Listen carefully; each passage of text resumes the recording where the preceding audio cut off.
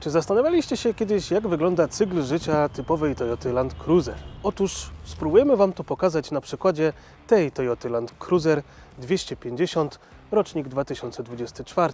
Otóż najprawdopodobniej pierwsze 3 do 5 lat ten samochód spędzi gdzieś mniej więcej w tym miejscu, czyli pomiędzy biurowcami w mieście na autostradzie. Dlatego, że jest to idealny samochód dla kadry zarządzającej, prezesów, dyrektorów, lekarzy, prawników i tym podobnym zawodom. Spróbujemy Was dzisiaj przeprowadzić przez cały cykl życia Toyoty, nie tylko przez pierwsze 3-5 lat. A jeżeli jesteście ciekawi, jak ona się sprawuje, zapraszam dalej.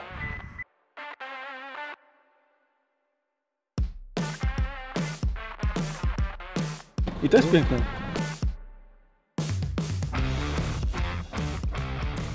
Najprawdopodobniej ten samochód przez pierwsze kilka lat większość swojego czasu będzie spędzał na asfaltowych drogach. To będą pewnie ekspresówki, autostrady i miasto. Jeśli chodzi o jazdę autostradową tym samochodem, ten samochód oczywiście nie jest mały i nie jest lekki, ale taka standardowa jazda. W tej chwili mamy takie okolice 117-118, ustawiony tempomat na 120 km na godzinę.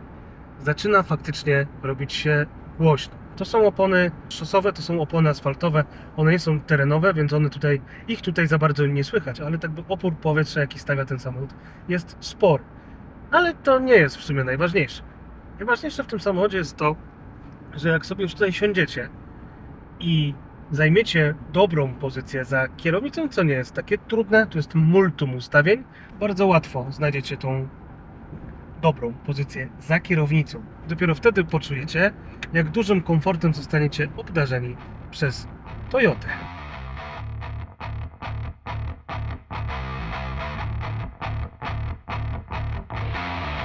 Silnik, który tutaj się znajduje, to jest 2,8 litra, turbo doładowany, 4-cylindrowy, 16-zaworowy, o mocy 205 koni i 500 Nm.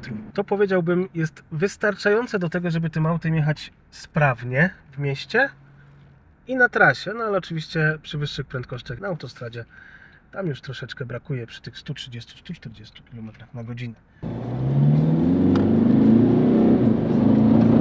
Silnik ten jest sprzężony z 8-biegowym automatem, który całkiem sprawnie sobie radzi ze zmianą biegów i z tym samochodem.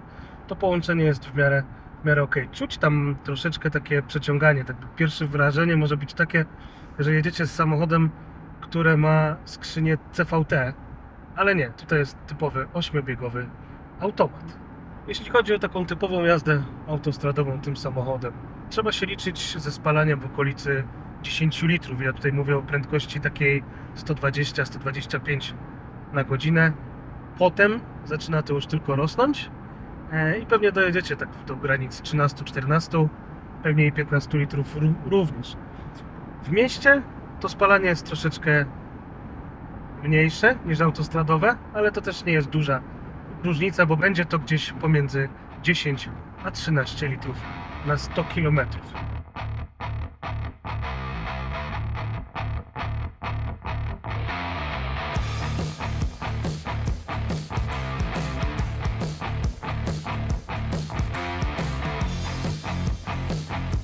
Przechodząc do asystentów, którzy mają znaczenie w takiej jeździe, to tak, rzeczy podstawowe, czyli asystent martwego pola jest, fajnie to działa.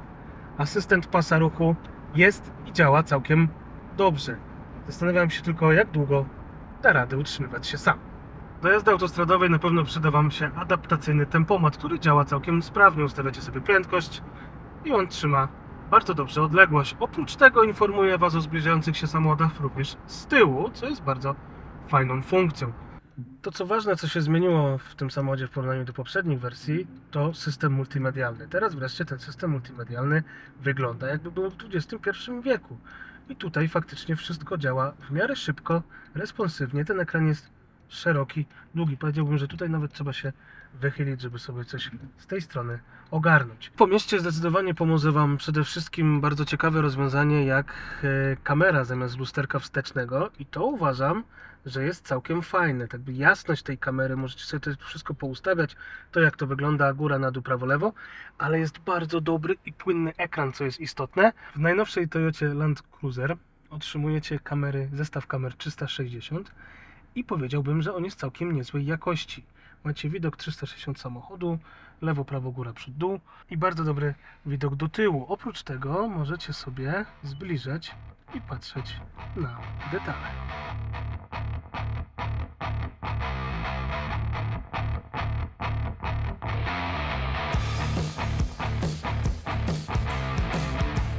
Zaproszę Was pod maskę, mamy tu parę niuansów i parę ciekawostek, jeżeli chodzi o wygodę i analogię do starych terenówek. Mianowicie tak, cała maska jest uszczelniona, żeby nam woda tak łatwo nie wpłynęła. Oczywiście to nie jest wodoszczelne, tylko bryzgoszczelne, żeby nam się trudniej wlewała do środka. Mamy tu uszczelki, istotne przy terenówkach i przy pochłanianiu ilości wiatru. Ktoś powie, ale tu nie ma przewiewu. Aczkolwiek na przykład inżynierowie Toyoty wpadli na pomysł, żeby zrobić intercooler wodny do silnika, co też ma swoje wady i zalety. Zaletą jest to, że na pewno będzie ciszej oraz będzie zapewnione cały czas chłodzenie. I teraz ciekawostka, bo w nowoczesnych dieslach bardzo rzadko się to spotyka, mianowicie nad filtrem paliwa mamy mechaniczną pompkę do paliwa, co jest mega rzadkim rozwiązaniem. Oczywiście ogromne serwohamulca i wszystko tak naprawdę tutaj, co potrzebujemy, jest na wierzchu. Płyn do spryskiwaczy, łatwy monitoring, jeżeli chodzi o płyn chłodzący i ogromny akumulator. Na drugi akumulator miejsca tu raczej próżno szukać, aczkolwiek myślę, że znajdzie się ktoś, kto też coś wymyśli.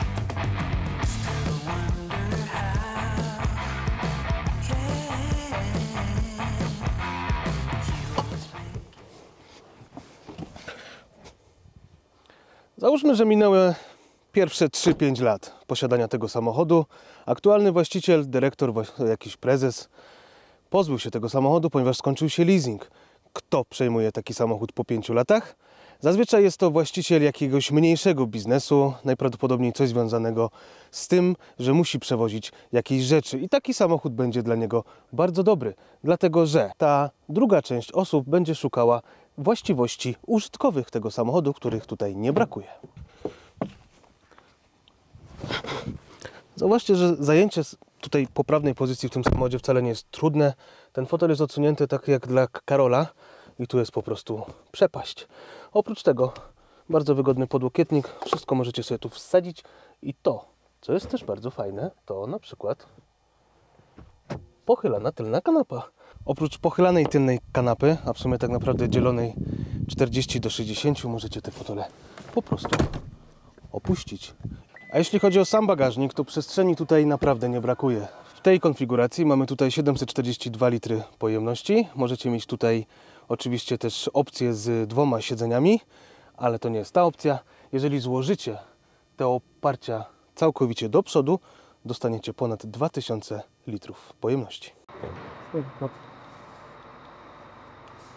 No to dobra, zajrzyjmy sobie pod nową Toyotkę. Mało mamy przyjemności na tych kanałach, żeby to oglądać. Co my tu mamy? No widać, że już troszkę wjeżdżona była. Rama nam się trochę zmieniła. Tutaj ta ma być ponoć sztywniejsza od poprzedniej. Ciekawostka, na samym układzie mamy aż 3 sondy. Tu mamy cały moduł sterujący, jeżeli chodzi o reduktor. No jest trochę na wierzchu ta wtyczka, no mogłoby być to trochę bardziej poukrywane. I mamy ten nowy rozpinany stabilizator, który jest potężnym urządzeniem. No w Jeepach się psuje, no ale generalnie tu ma dedykowaną osłonę. No zobaczymy, jak to będzie długo funkcjonować. Wały na krzyżakach, czyli po bożemu i po staremu. Z tyłu mamy zawieszenie Forlinka, które mamy górne wahacze, mamy zacięte do środka, więc też bardzo fajne. Dość długi i potężny ten dolny wahacz. Amortyzatory też konkret. No widać, że ten tył jest tak zrobiony po starolandcruiserowemu. Panhard prosty, bez żadnych krzywizn. Omija się delikatnie z kołem. Czy możemy coś wsadzić tu więcej? No kurczę, będzie ciężko.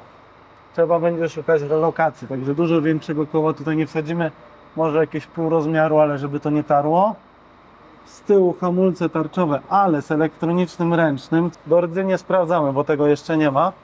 Ale miejmy nadzieję, że ten Land Cruiser będzie lepiej zabezpieczony, chociaż już widać, że niektórzy producenci, niektórzy dealerzy zabezpieczają od razu przy sprzedaży. Ale chodźmy jeszcze zobaczyć, co jest do przodu.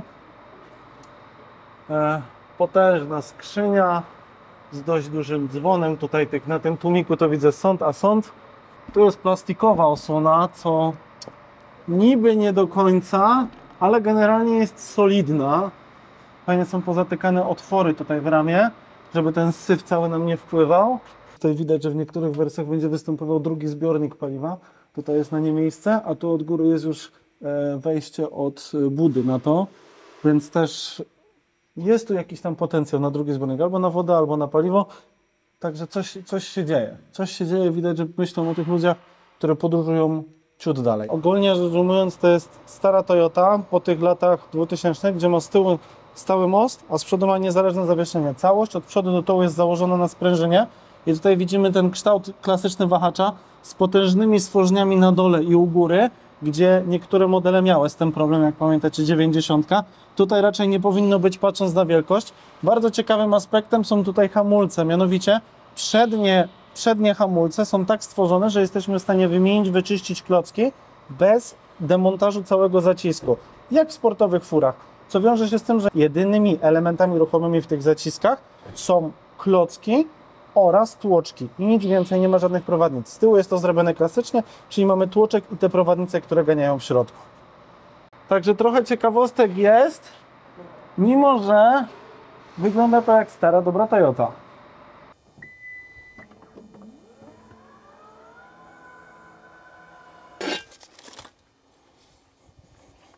A po co nam jest to? Jesteśmy kanałem bardziej terenowym, dlatego to narzędzie może nam pomóc, jeżeli nasze testy nie pójdą najlepiej. Więc teraz pokażemy Wam, co się stanie z tą Toyotą, która trafi do trzeciego właściciela z kolei, a nim będzie ktoś, kto lubi się bawić offroadowo. Zobaczmy w takim razie Toyotę Land Cruiser 2024 250 w terenie prawdziwym, a ta łopata oczywiście jest do śniegu, nie do piasku. Teraz będziemy sobie testować asystenta zjazdu, ustawiamy sobie prędkość na minimalną. Pomocne nam tu będzie to, że mamy kamerę, na której widać to, co się dzieje dookoła samochodu oraz ustawienia, które tutaj mamy, więc mamy ustawionego asystenta zjazdu w tym momencie. I ustawiamy Tutaj sobie prędkość, on nam automatycznie do 30 km na godzinę, więc tak. tutaj ustalimy sobie w okolicach 7, tak? Ale nie, on automatycznie pokazuje a do nachylenia jak jest. Także próbujemy na czymś takim. Wystarczy nam puścić hamulec.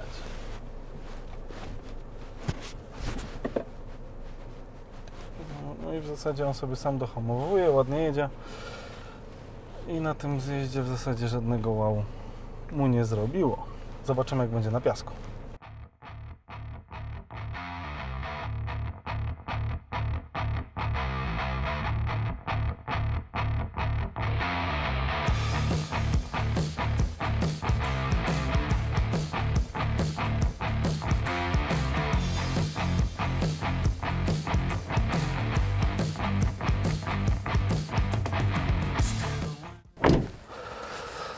To teraz opowiem Wam o trzeciej części życia Land Cruisera, mianowicie o tej jeździe terenowej.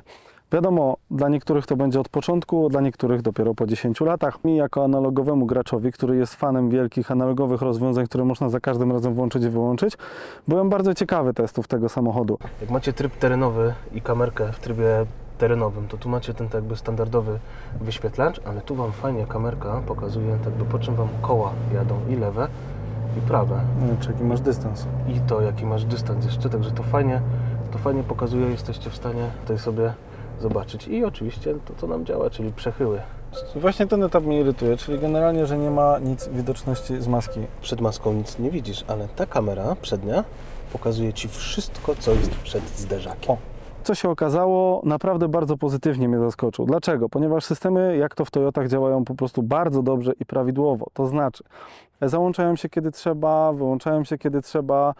Mimo tych wszystkich testów drogowych, gdzie na drogach faktycznie tych systemów dla mnie jest za dużo, ale to nie chodzi o systemy terenowe, tylko o systemy ułatwiające jazdę. Ułatwiające w dużym cudzysłowie, dziękujemy Unii Europejskiej. Mianowicie chodzi o rozpoznawanie zmęczenia, o rozpoznawanie znaków, pikanie przy ograniczeniu prędkości i tak dalej, i tak dalej. Ale wszystkie testy terenowe, czyli cały system DAC, do hamowywania kół i tego typu rzeczy, w tym aucie działają rewelacyjnie. I zaczynamy zabawę, jeżeli chodzi o jazdę po piasku. Zaczęliśmy z wjazdu i auto zadziwiająco dobrze się na początku zaczęło poruszać. Zjazd po prawej. Tak, generalnie ten tryb na piasek I on faktycznie fajnie limituje tą moc na koła i to widać. Że Znaczy nie limituje, właśnie odciął systemy. Tak, tylko mi chodzi o to, że tak by próbuję delikatnie to robić, tak żeby nie kopać, nie? W tym piasku, więc to jest naprawdę bardzo spoko. Jestem przepozytywnie zaskoczony, jak to auto sobie radzi i na piasku, i w błocie, i w kamienistym terenie, w którym jesteśmy aktualnie teraz. Jestem naprawdę pełen podziwu, że Toyota cały czas utrzymała ten standard mimo 2024 roku i wielu restrykcji, a jeżeli chodzi o jazdę terenową, nadal to jest ten Land Cruiser, którego oczekujemy. Silnik może nie jest demonem prędkości, może nie brzmi najlepiej, bo to jest niestety tylko R4 w dieslu, ale jeździ poprawnie i tak naprawdę to auto jest poprawne aż do bólu. Poza designem, który generalnie jednym się podoba, drugim się nie podoba. Ja uważam, że to jest naprawdę fajny wybór i naprawdę fajnie się sprawdza, jeżeli chodzi o ogół całego projektu. No i co jest zadziwiające, tył samochodu cały czas jest w dole, czyli cały czas wszystkie koła są na podłożu i teraz prawe koło z przodu powinno powoli uciekać. Spokojnie, tu jest lajcik, wszystko jest miłe, nie przewrócisz się. Samochód twierdzi inaczej. A ile ma? No takie 25, a ma 30 w maksie. O, tył się oderwał, ale patrz, On tak jedzie. minimalnie, nie? Także jest maksymalny z tyłu wykrzyż.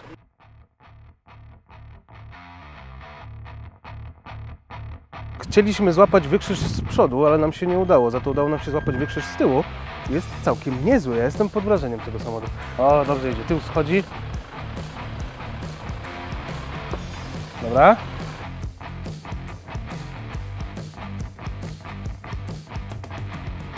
Jeszcze trochę z technikaliów, tak jak Wam wcześniej pokazywałem, auto ma z tyłu sztywny most, z przodu niezależne zawieszenie, gdzie w niektórych autach, na przykład we FJ Cruiserze czy Land Cruiserze 120 fenomenalnie się to sprawdzało, auto naprawdę komfortowo jeździło i naprawdę fajnie wybierało oraz pokazywało, że nie ogranicza to, jeżeli chodzi o właściwości terenowe. Spróbujemy, jak to jeździ na crawlingu. Spróbujemy sobie crawlingu, ustawimy sobie tak na środeczek. Idzie cały czas do przodu. Z naszej perspektywy może tego nie widać, ale on się posuwa do przodu. Generalnie system jest Was w stanie wyciągnąć z jakiejś tam opresji. Robi to w sposób dziwny, aczkolwiek coś tam podjeżdża. Ale jest skuteczny, my się powoli crawlingiem generalnie posuwamy pod tą górę. No, ale nie wyjedziesz całej. Nie no, cały bym nie wyjechał, musiałbym więcej gazu dać.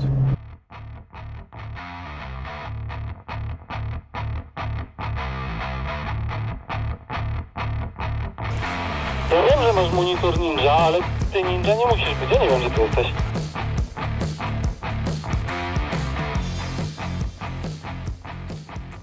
Podsumowując, dla kogo jest ten samochód?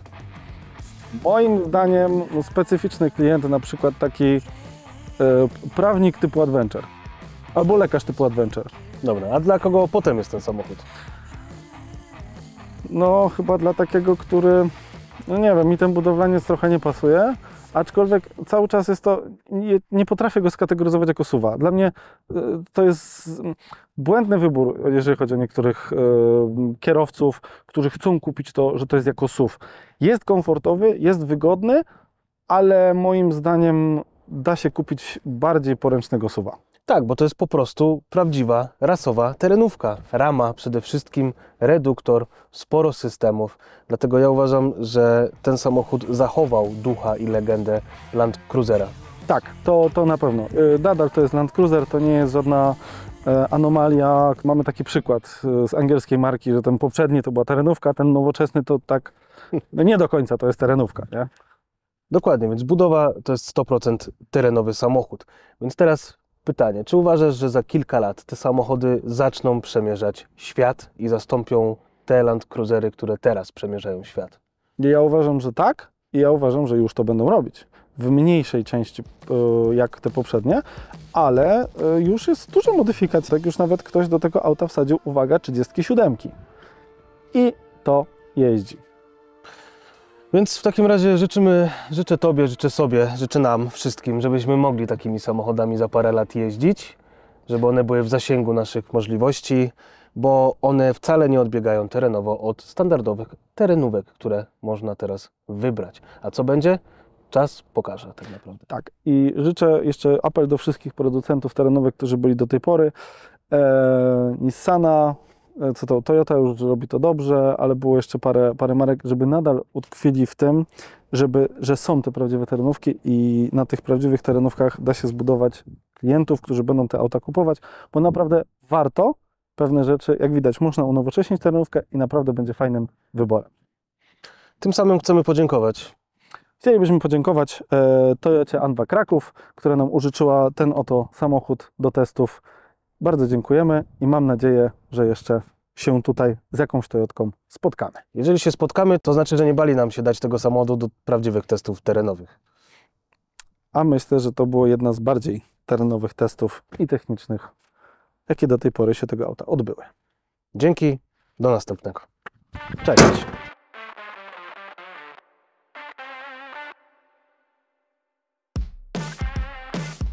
i 80. Za 1 milę roboty drogowe. A które to? Kto to jest? Wysiądź! A kto z nami jedzie? Darmowa aplikacja na szlaku 4x4 to już nie tylko powiadomienia i pomoc przy wklejkach, ale również najważniejsze i najciekawsze wydarzenia offroadowe w Twojej okolicy. Sprawdź sam, subskrybuj, lajkuj, komentuj, miej wpływ na kolejne nowe funkcje. Rozwijamy się m.in. dzięki Waszemu wsparciu. Więcej informacji pod filmem i w naszych social mediach. Do zobaczenia na szlaku.